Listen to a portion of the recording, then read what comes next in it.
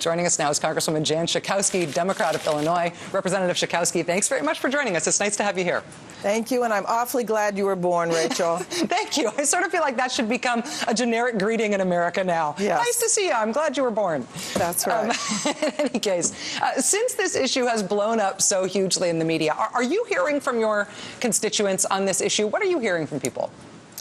You know, Rachel, it is so astonishing to me that in 2012, we're actually having to defend the right of women to have contraception when virtually 100% of women who are sexually active in their lifetime use contraception. The case is closed. The deal is done.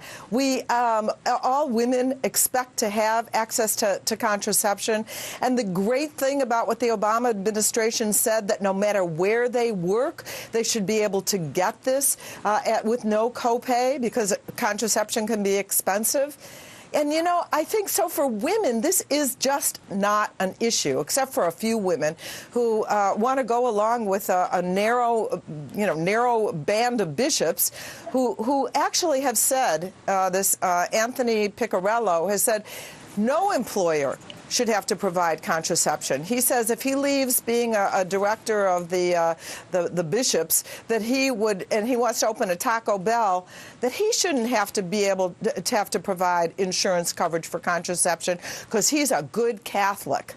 Imagine. Why was this not controversial when Republicans proposed it federally a decade ago, or when 28 states put it into law? It's law in 28 states across the country, and yet we have not heard a peep about it. Do you think this is a manufactured controversy? Absolutely, I do, because I think that we have seen that these churches, that these hospitals, now let's remember, too, we're talking about hospitals, we're talking about universities that operate in the public space.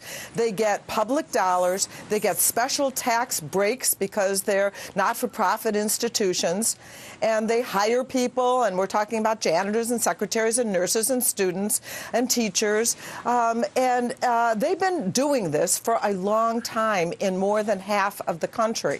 And now, all of a sudden, this has become an assault on religious freedom in our country. It's incredible to me. In this 21st century, we're having this debate.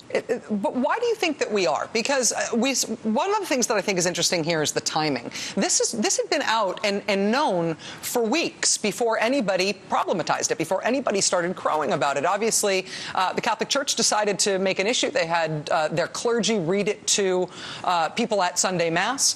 We saw Newt Gingrich pick it up on the campaign trail thereafter, which treated the country to the spectacle of Newt Gingrich lecturing the country on good Catholic behavior, particularly with regard to sex. But we didn't see an immediate response to this. It was definitely, there was a decision made to make it a political issue. Do you think they have calculated that this will succeed as a political issue, that this will harm the administration?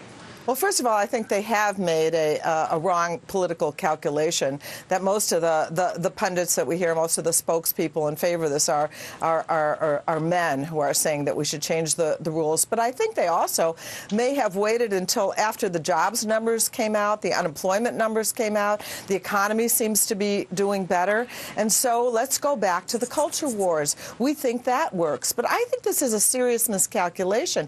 Don't they even read the polls? I thought they're a lot poll-driven when the majority of Americans, including Catholics, men and women that were polled, say that the majority think that all employers, including Catholic hospitals and universities, ought to provide health care coverage that includes contraception.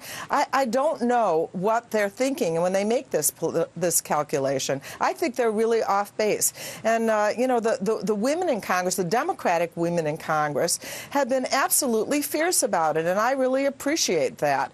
And calling on women, as they did with the Susan G. Komen protest, to now protest this effort, which I think is even more serious, to take away their right to birth control. Democratic Congresswoman Jan Schakowsky of Illinois, thank you for being with us tonight on this. I really appreciate it. Thank you, Rachel. Thanks.